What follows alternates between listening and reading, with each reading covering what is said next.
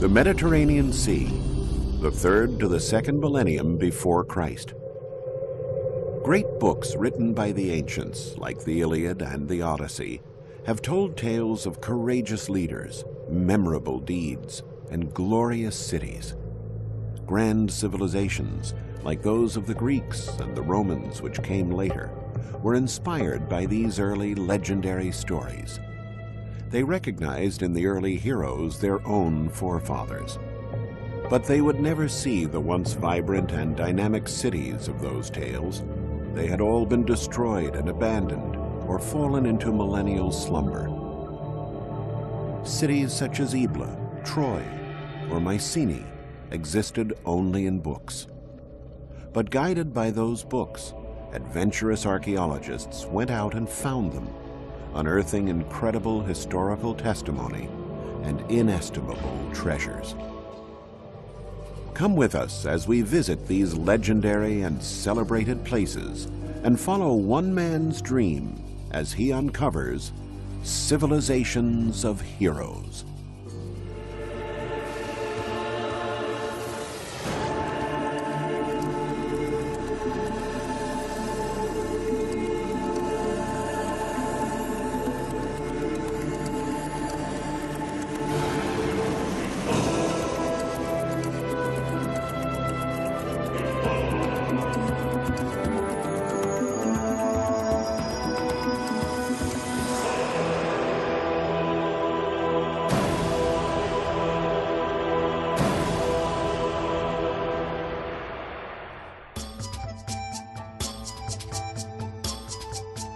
A taste for the ancient, a desire to learn about the history of our predecessors, has always enlivened people's minds.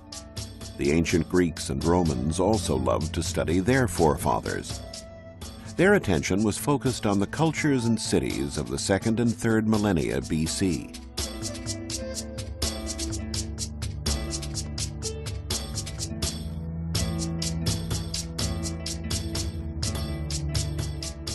Among the ancient civilizations of interest to Greek and Roman historians were the Egyptians along the Nile, the Assyrians and Babylonians on the Tigris and Euphrates, and the pre-Hellenic societies of Greece, the Minoans on the island of Crete, and the Mycenaeans in the Peloponnese, who inherited their power.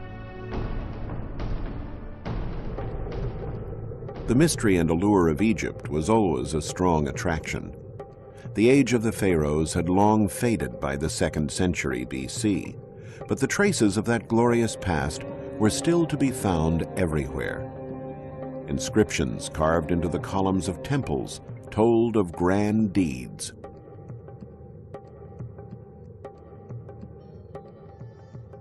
Historians were fascinated with the story of the great Egyptian pharaoh Thutmose III, inscribed into the columns of the temple at Karnak.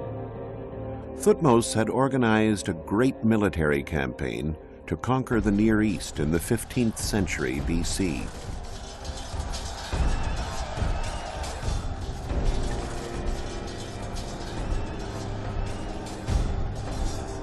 When Thutmose reached those lands, however, he found that many of the very ancient Babylonian cities on the Tigris and the Euphrates had already been reduced to majestic ruins steeped in history. Of those ghost cities, one in particular has had an irresistible allure for historians: Ebla. Ebla was a legendary Assyrian city north of the Euphrates and the capital of an important ancient kingdom. But the ensuing centuries buried the ruins in sand, erasing all traces of the settlement from human memory. Apart from the inscription at Karnak, all that had remained of Ebla was a citation in the Bible.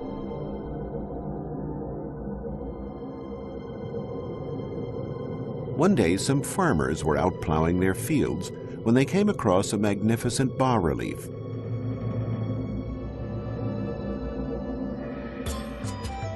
The news attracted an Italian archaeological team who unearthed pottery, elaborate utensils, and the torso of a statue bearing a votive inscription that clearly specified the name of the city. Ebla, had been restored to existence.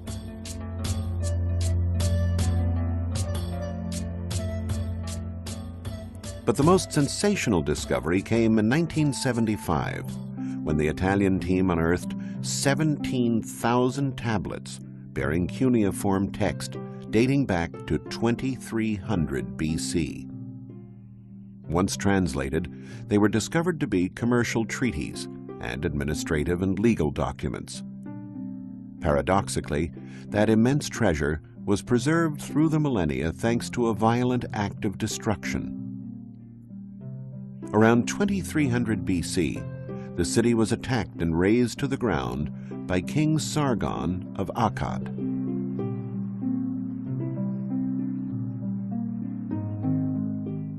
The tablets had been stored neatly on shelves in the archives of the royal palace. The palace collapsed in such a way that the tablets were left stacked one atop another, a position which favored their preservation and allowed archaeologists to accurately reconstruct their content. Ebla was a flourishing commercial center in ancient Syria, and its king was a rich merchant. Commerce was so important to the king that caravans leaving for the Orient or for the Mediterranean were invited to lodge in the royal palace. These caravans were the genesis of the city's fortunes and kept its king in power. If they were headed west, the caravans would make their way to the sea. From there, ships would carry cargo to western lands and pick up trade goods for the return journey.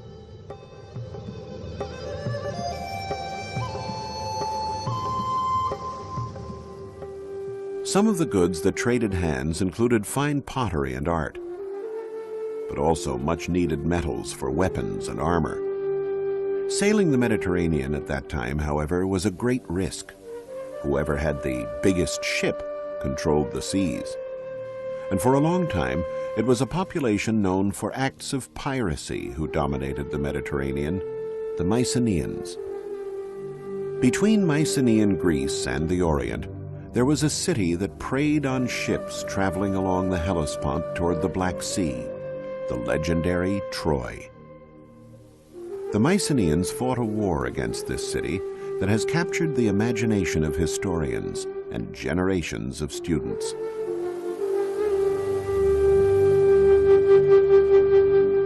Troy, once known as Ilios or Ilion, was a flourishing Hellenistic city.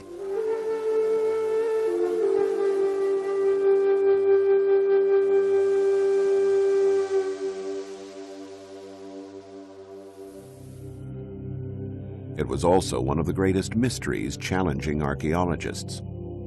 Many dedicated long years of their lives searching for it, lured by the fabulous treasures it promised.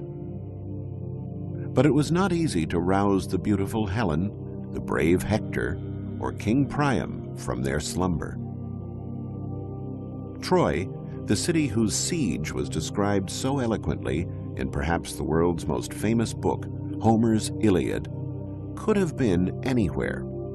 In 1868, a dilettante German archaeologist, Heinrich Schliemann, decided to invest the money he had earned in the import-export business to pursue his lifelong dream, to discover the places where the heroes of his youth, the heroes of the Iliad, had fought.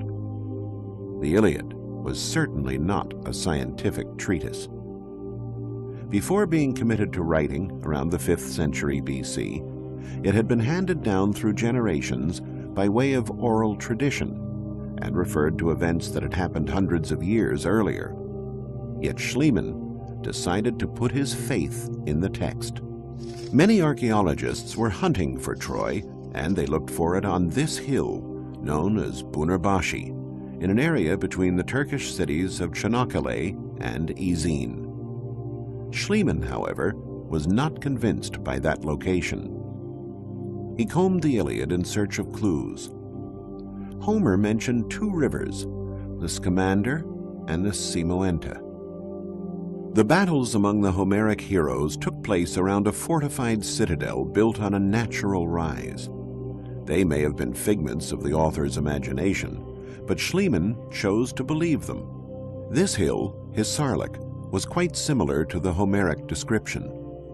It was here where Schliemann began digging, and in the end, it was here where he found Troy.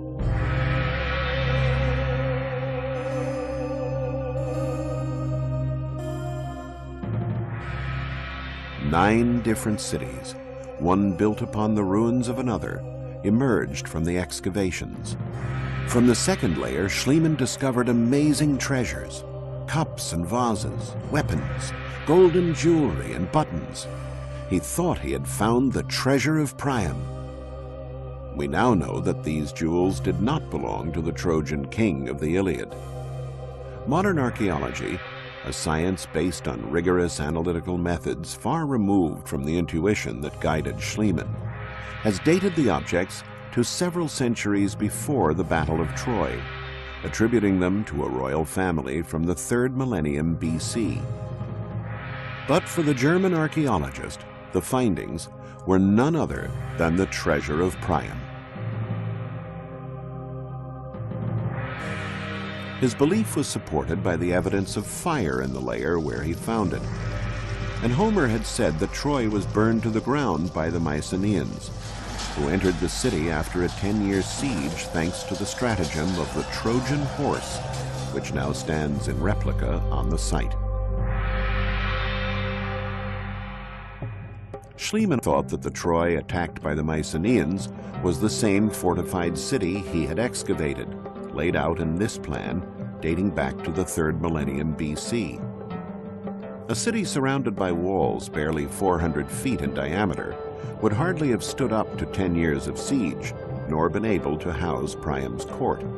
According to recent studies by teams at the universities of Tübingen and Cincinnati, in the 2nd millennium BC, the era of the Mycenaeans' conflict, Troy was encircled by these much more extensive defensive walls, and probably grew even more toward the end of the 1st millennium BC.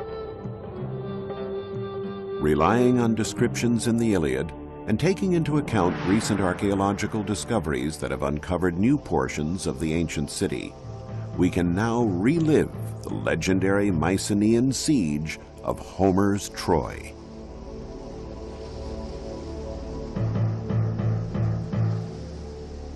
This is what the Mycenaean soldiers would have seen when they landed in force from the sea to challenge the city.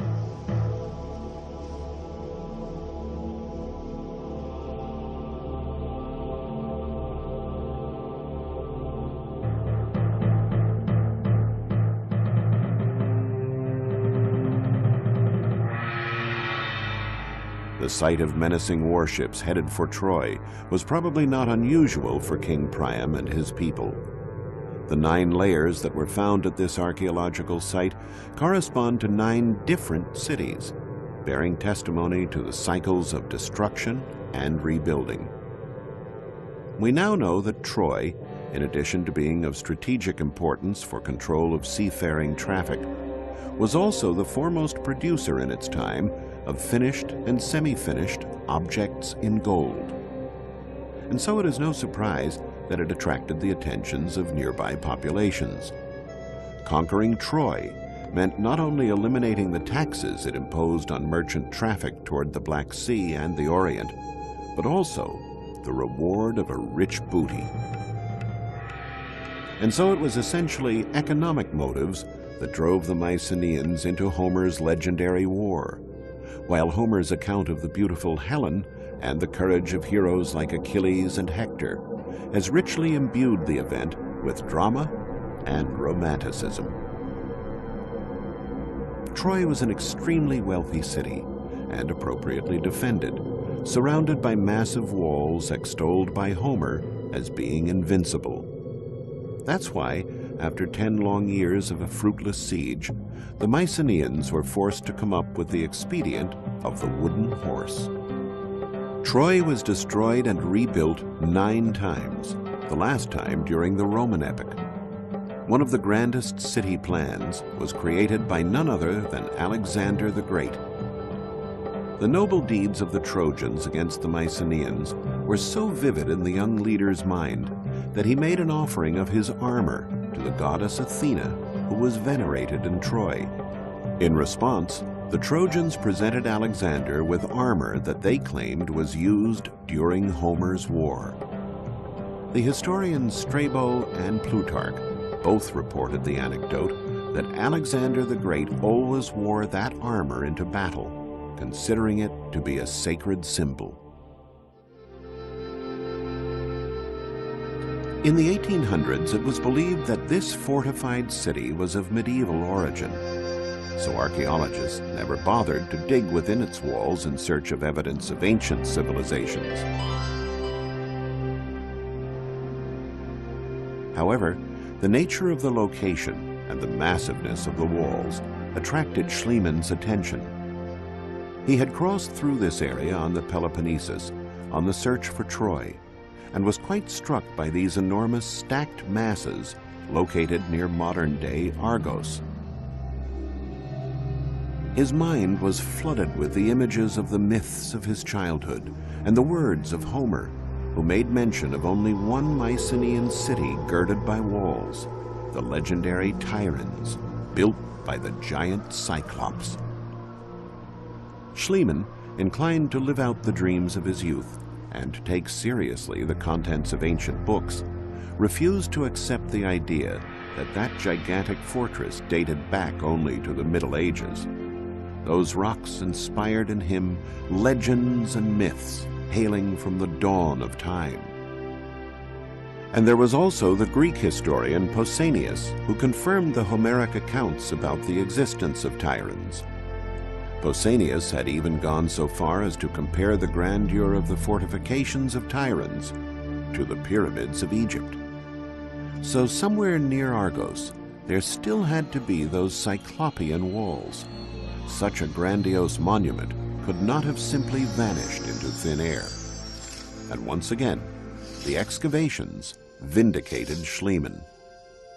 At the top of the citadel, the ruins of a marvelous palace were found, with frescoes in Minoan style dating back to the 2nd millennium BC. It was the fortress of Tiryns. And once again, a destructive war was the reason for the preservation of all that beauty. The upper floors of the palace, collapsing onto those below, had filled the frescoed rooms with debris. The fire set by the invaders then melted the bricks, creating a sort of shell that preserved the remains of the palace. But who were the powerful invaders able to destroy such a powerful city protected by these imposing walls? Historians discovered that the winners of this epic victory were the Dorians, a people from the north who settled in Greece after driving out the Mycenaeans. The secret of their power? Their weapons were made of iron, a material unknown to the Mycenaeans, who fought with more brittle bronze weapons. The strength and audacity of Achilles' heirs availed them little. Their swords shattered as soon as they touched those of their enemies.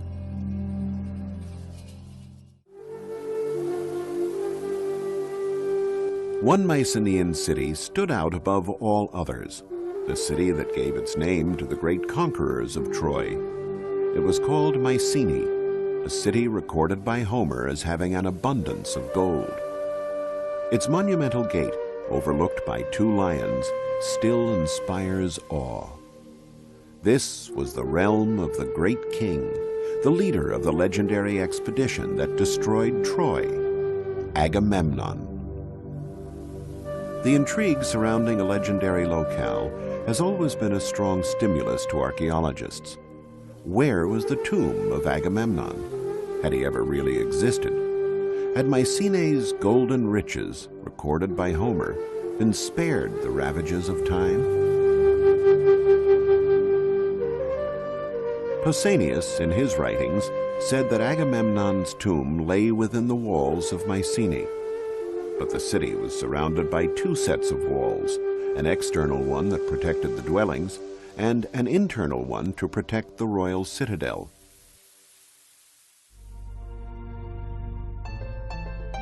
The search, carried out within the external walls, proved vain until Schliemann arrived on the scene.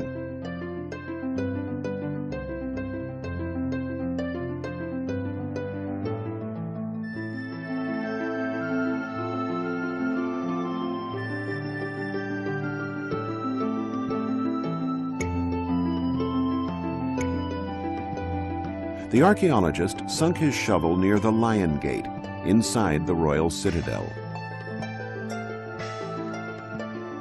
And he dug until the ground had yielded, from a number of tombs, the glittering metal immortalized by Homer, 33 pounds of gold. Among the treasures was a series of marvelous golden funerary masks. This was a privilege certainly reserved for kings. And in the features of the most beautiful mask of all, Schliemann claimed to recognize Agamemnon, the great king and military leader. Archaeologists have since discovered that those treasures date back to a period prior to Agamemnon. The excitement of that find was so great, however, that no one has since dared to rename this one-of-a-kind piece.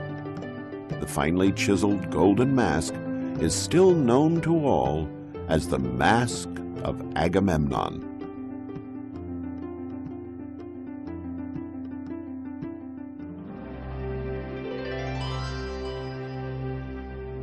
Schliemann had reached the heart of the Mycenaean civilization, the legendary home of its great king. And of course, a great king needs a great palace. Entering these rooms, recreated here according to Homer's description, we can see what a profound influence the Mycenaean culture had on the Greeks. The Mycenaean civilization handed down its own image to posterity, partially through architecture.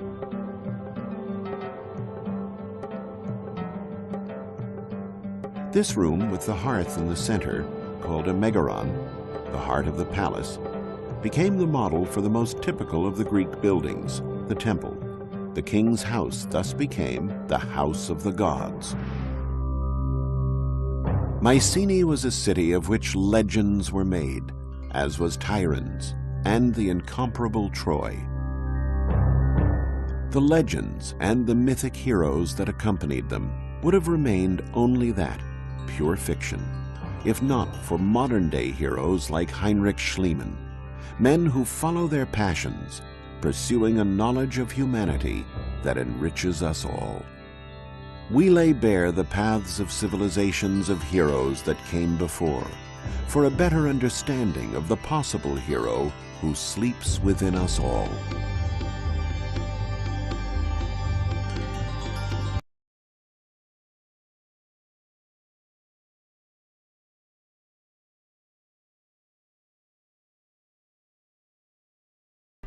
The Mediterranean Sea, 5th century BC, a great commercial network created by the Phoenicians.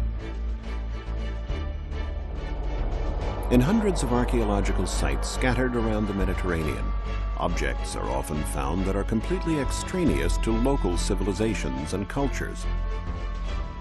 An Egyptian amulet in Greece, a Greek vase in Africa, a huge multitude of goods moving from one country to another and another had to be transported and traded in some sort of systematic way. And it is the Phoenicians, with their tall headdresses, their formidable ships, their skills in trading, and their courage on the high seas, who made a name for themselves in this pursuit. We'll see how the Phoenicians took on a diverse civilization of cultures and wove them together to become the undisputed lords of the sea.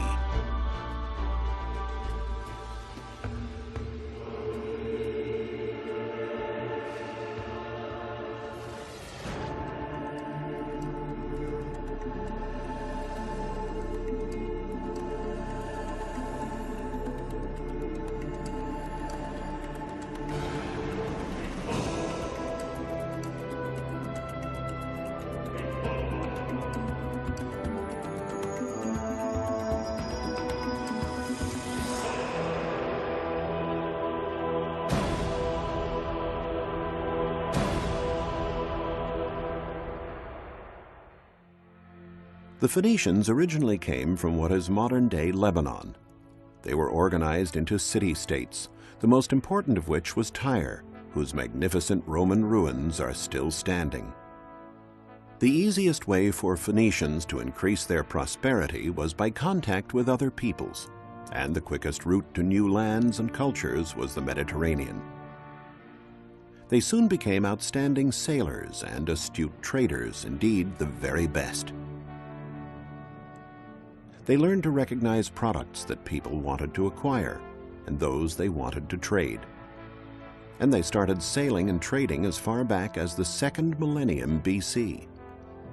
To support their trade, they set up ports and founded colonies, built warehouses, and created a network of routes that touched on neighboring countries such as Egypt, Greece, the Magna Graecia, and Carthage in North Africa. Then they went on to reach Sardinia, the Mediterranean and Atlantic coasts of Spain, and farther south, along the coast as far as Senegal, and north to England and Ireland. A network of this size with hundreds of colonies and thousands of ships had to be well coordinated. For years, scholars speculated as to how the Phoenicians were able to communicate with each other in those remote times, to organize warehouses and trade in such a variety of goods. It was the discovery of this sarcophagus of the Phoenician king Ahiram, which dates back to the 13th century BC, that enabled archaeologists to understand the reasons for such great organizational skills. Engraved on the sarcophagus is the most ancient example of writing in alphabet form. It is composed of letters and not hieroglyphics. The Phoenicians were the first to invent an alphabet, a factor that proved indispensable in establishing their great trading network. We can get an idea of how extraordinary this innovation was from this comparison.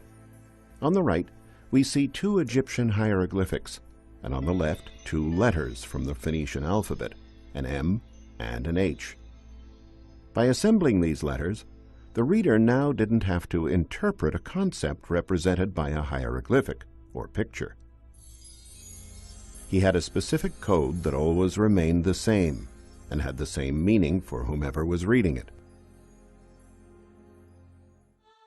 The commanders of the Phoenician fleets had to have many skills. They not only needed expert knowledge of the sea and foreign lands, but they had to know the art of trading as well, what to buy, what to sell. One precious cargo of theirs was the mythical cedar of Lebanon, an excellent timber for building sturdy cargo vessels and warships.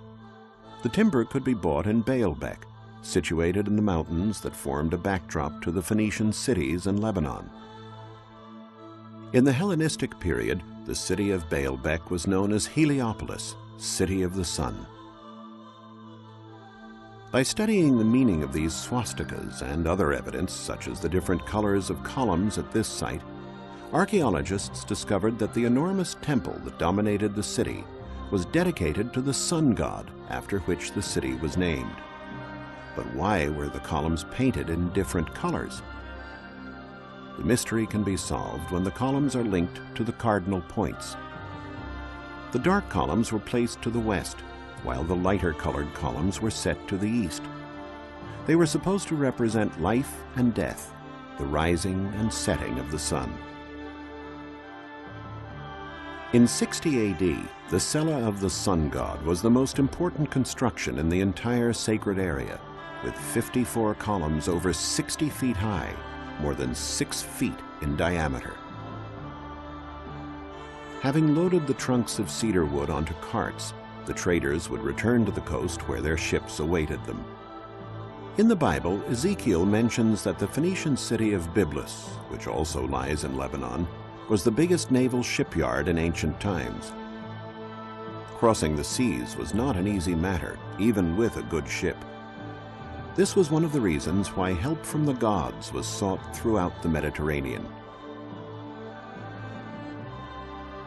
These precious bronze statues covered in gold leaf have a strange headdress.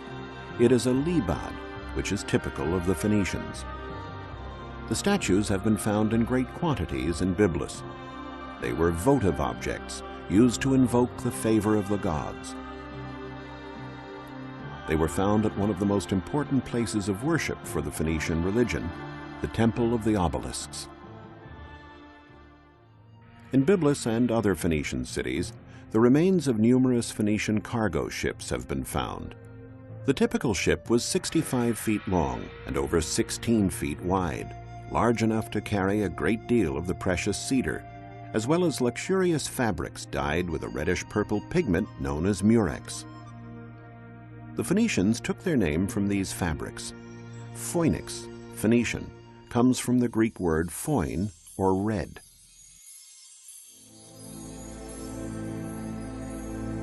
This precious cargo could have been exchanged in any port. But a wise fleet's commander might seek out a product that could be worth its weight in gold, a kouros. A kouros is an exemplary model of harmony and proportion in the male body. Many of these statues, dating from the Archaic period, were discovered on the island of Rhodes near Comoros. Excavations nearby unearthed these celebrated vases, which are known as the vases of Ficalura. This concentration of arts and craftsmanship on this island can be explained by the fact that Rhodes lay at the hub of important trading routes. To break up the long sea journeys, the ships sailed from island to island, and Rhodes was an obligatory port of call. Here is the dry dock, or coffin, of the colony, which has been preserved intact for millennia. Here the Greeks were offered the fabrics and cedar for their ships. In return, the Phoenicians were given exquisitely decorated pottery and objects from all over Greece, including beautiful Greek statues like this one, as well as bronzes produced in the Magna Graecia, which may have been ordered by a rich Phoenician resident in a distant colony. Statues like this ephebe in bronze, or the famous youth of Mothia, were found during excavations in the ancient Phoenician colony of Mothia in Sicily.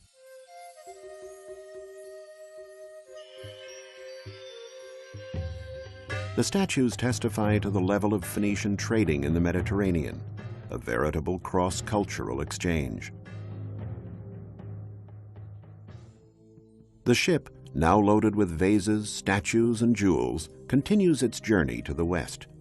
It sails past the Pillars of Hercules at the Isthmus of Gibraltar and heads south along the Atlantic beaches of Africa between Morocco and Guinea. The Phoenicians were the only people brave enough to venture into the Atlantic. Ancient peoples were terrified of passing the Pillars of Hercules because they believed that beyond lay the end of the world. What was it that pushed the Phoenicians so far? The Greek historian Herodotus documented it in his writings. It was gold. The Phoenicians unload the merchandise and lay it out on the shore. Then they go back on board their ships and send up smoke. The locals see the smoke and place the gold that they are offering in exchange beside the merchandise. Then they withdraw.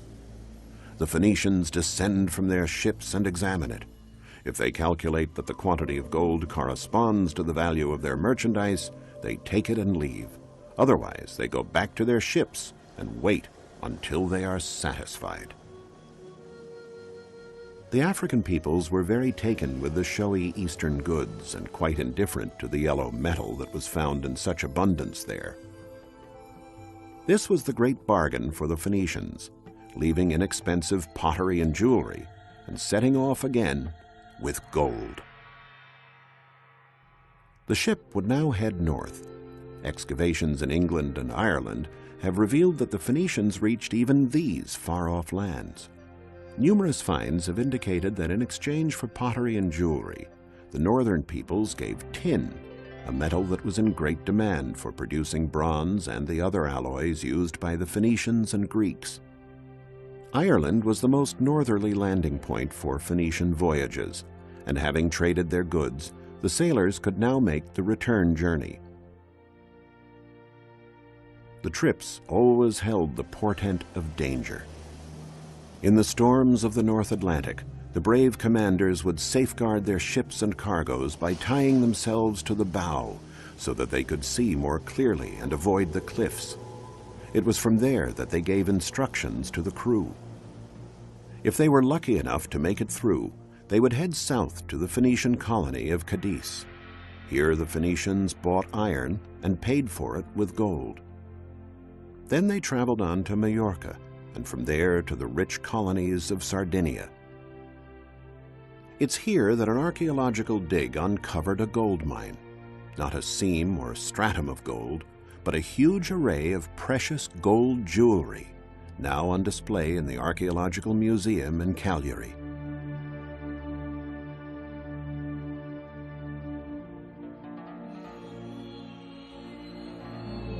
Since Sardinia has never had gold deposits, the precious metal must have come from Africa on Phoenician ships.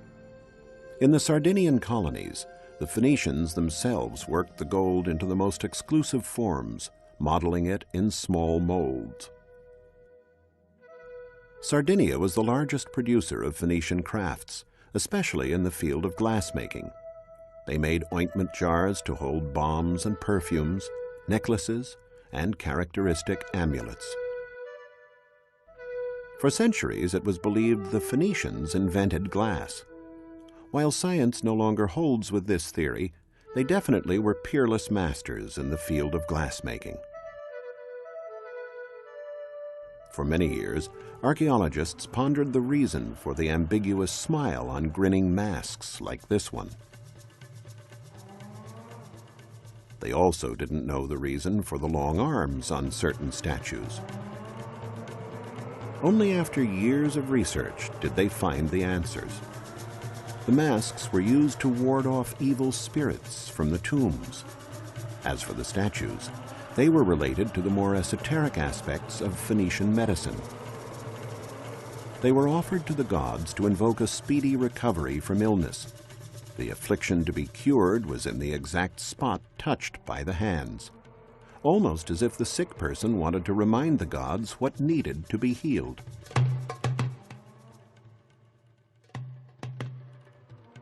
Walls and the sea. A combination like this generally implies that we are dealing with a Phoenician emporium or trading center. The archaeological site of Tharos in Sardinia may not have any large architectural structures still standing, but it is one of the most eloquent when it comes to ancient urban design. Here, Phoenicians would have traded the iron, lead, and part of the tin and gold they had for precious jewels. Tharos was one of the largest producers of jewelry of the period. Among the many Phoenician remains here is a completely extraneous round construction called a nuraghe that was typical of the Pelites, the ancient inhabitants of Sardinia who were conquered by the Phoenicians.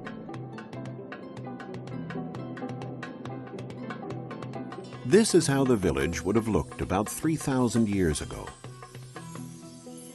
The Nuragic civilization is very ancient, dating back to the 2nd millennium BC.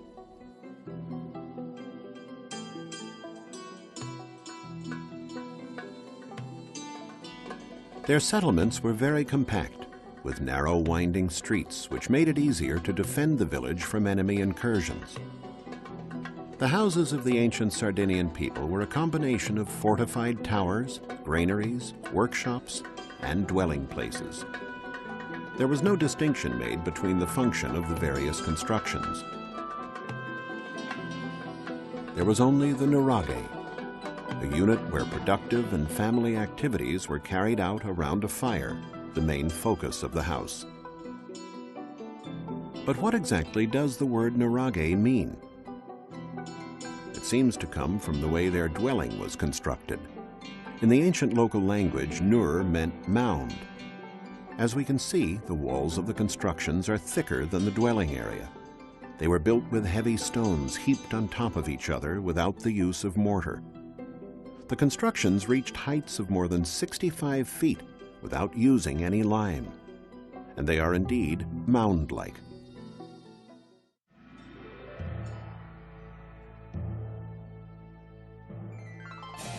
Phoenician ports, like this one in Nora, all had something in common. They were situated near promontories. In this way, ships could be moored on both sides of the promontories, creating a larger dock area.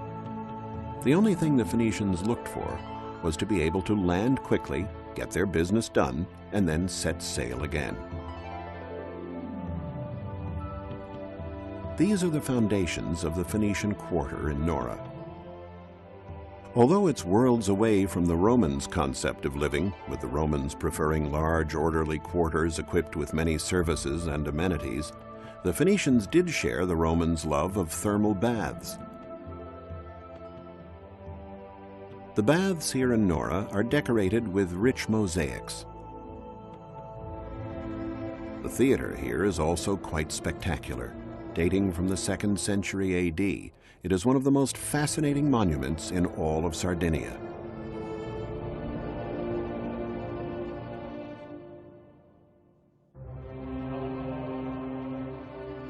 From this Spartan 5th century Phoenician port, the fleet would have set sail again, now laden down with even more jewels and precious objects. One of the greatest archaeological mysteries regarded the port of Carthage, Queen of the Mediterranean, the most powerful of all Phoenician colonies. The Greek historian Appian, a native of Alexandria in Egypt, tells us that the port had 2 harbors, the rectangular commercial port and the round military harbor with an island in the center. However, in modern times, no place seemed to correspond to that description until in the 19th century, the writer René Chateaubriand noticed these 2 lagoons near the bay of Le Cram were very similar in shape to the ports mentioned. He realized that this was Carthage. This discovery led to a heated debate, which was only concluded with excavations carried out in 1974. A British team, excavating on the circular island, found evidence that confirmed Chateaubriand's theory. The bustling port of Carthage was the largest and most modern port in pre-Roman times. Warships would pass from the commercial port through a narrow passage to the military harbor. Merchant ships were forbidden to pass beyond this limit. The ship that is entering the port is a trireme with 3 tiers of rowers, though the Carthaginians also had quadriremes and quinquiremes, which can be compared to modern-day battleships.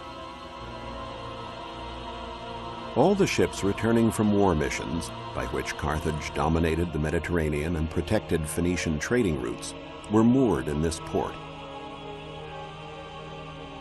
It was circular, with a round island in the center, known as the Island of the Admiralty. There were dry docks both on the island and in the outer perimeter of the port. On the summit of the island was the Pavilion of the Admiralty, from which the supreme commander of the fleet gave military orders. A bugler and a herald, armed with flags, controlled the traffic of ships in the port. If a trumpeter signaled to turn left, there had to be room enough to make the maneuver. The basin of water in which the ships moved was thus over 300 feet wide, the same diameter as the Island of the Admiralty on our right. There were 30 berths in the center and 140 on the outside. Since some of the very deep central moorings could hold 2 ships, there could have been 200 ships in the port at one time. The military port in Carthage was always packed in winter, since bad weather made it dangerous for the ships to be out on rough seas. Thus, there was a tendency to avoid war during this time, and this was a good time to service the ships. The trireme would be pulled up onto dry land over the slightly sloping terrain of the island. Planks of wood set crossways ensured that the ships kept their grip on the slipway. At the entrance to the area, Ionic columns set at sea level gave the impression of a portico to make this military site look more elegant.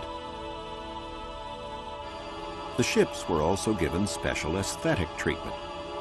Phoenician ships typically had an eye painted on the bow that was supposed to strike fear into their enemies.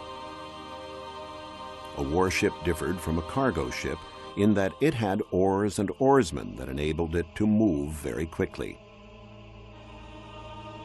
As well as being outstanding sailors, the Phoenicians excelled at shipbuilding. They mass-produced ships and replaced the vessels sunk by their enemies with great speed.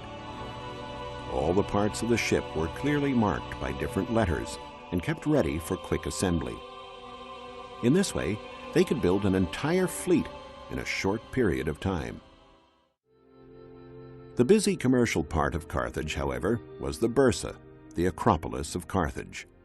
This is where the major transactions, the trades and selling of jewelry and glasswork brought from Sardinia, would take place.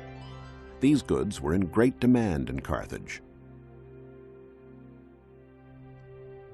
On their way home, the ships might also sail up the Nile to the grand and mysterious kingdoms of the pharaohs.